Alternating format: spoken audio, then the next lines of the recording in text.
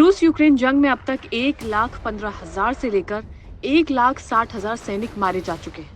90% तो जंग के शुरुआत में ही मारे जा चुके हैं और ये कोई आम आंकड़ा नहीं है।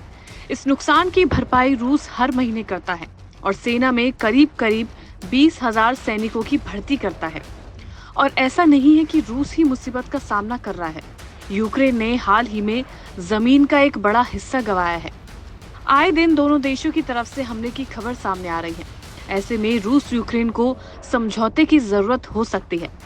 रिपोर्ट के मुताबिक जंग की शुरुआत के बाद से रूसी सेना को काफी नुकसान उठाना पड़ा है, तो समझौते रूस के लिए भी अहम है। सेना में भर्ती से बचने की हर मुमकिन कोशिश। सेना भर्ती में जो सबसे बड़ी मुसीबत है वो रूसी नागरिकों के लिए है। रूसी नागरिक सेना में भर्ती होने से अपना बचाव कर रहे हैं और उसके लिए हर पैतरा अपना रहे हैं। रिपोर्ट के मुताबिक कुछ लोग नशीली दवाओं की लत लगने का दिखावा कर रहे हैं। आम भाषा में समझा जाए तो जिन लोगों को नशे की लत भी नहीं है वो भी ऐसे मेडिकल डॉक्यूमेंट्स बनवा रहे हैं जिसमें ये देखा जा सकता है कि लोगों को नशे की आदत है और वो सेना में भर्ती होने के लिए फिट नहीं है। रूसी सेना ने कुछ नियमों में सख्ती भी दिखाई है, जिसमें देश ही नहीं बल्कि विदेश में भी रह रहे रूसी नागरिकों को सेना में भर्ती के लिए कोशिश की है। सिर्फ आम नागरिक ही नहीं बल्कि रूस ने जेल में बंद कैदियों को भी सेना में लेने के लिए ड्राफ्ट किया है, जिससे ये साफ है कि रूस में सेना की कमी है। नए कानून से लोगों की बड़ी परेशानी। कुल मिलाकर रूसी राजधानी मॉस्को से सैनिकों की भर्ती कम ही होती है।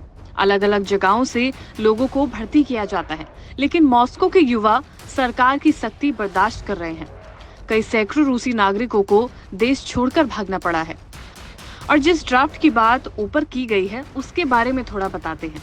दरअसल सरकार ने सैनिकों की भर्ती के लिए मसौदा कानून पेश किया है और इसी साल नवंबर में नया कानून लागू कर ड्राफ्ट नोटिस लोगों को पोस्ट के बजाय ऑनलाइन उनके फोन पर भेजा जा रहा है, जिसमें मैसेज पहुंचते ही लोगों के देश छोड़ने पर तुरंत रोक लग जाती है और फिर अगर कोई कोशिश करे देश छोड़ने की तो उसे सख्त सजा दी जाती है। सेना की कमी से जूझ रहे रूस के लिए यूक्रेन और अमेरिका ने भी ये दावा किया है कि उत्तर कोरिया की तरफ से सैनिकों को रूस भेजा गया और रूस नॉर्थ कोरिया की सेना पर ही निर्भर है। यूक्रेन का ये दावा है कि रूस के लिए उत्तर कोरिया के सैनिक लड़ रहे हैं। हालांकि रूस ने इस दावे पर राजीनामा नहीं जताया है, लेकिन रूस ने और सैनिकों में बढ़त की तो यूक्रेन ने भी अमेरिका से रूस में लंबी दूरी की मिसाइल दागने की इजाजत ली, जिसमें बाद में ये जंग अब दूसरे मोड़ पर पहुंच चुकी है। लेकिन सभी की निगाहें इन दोनों देशों पर और इस जंग पर टिकी हुई है।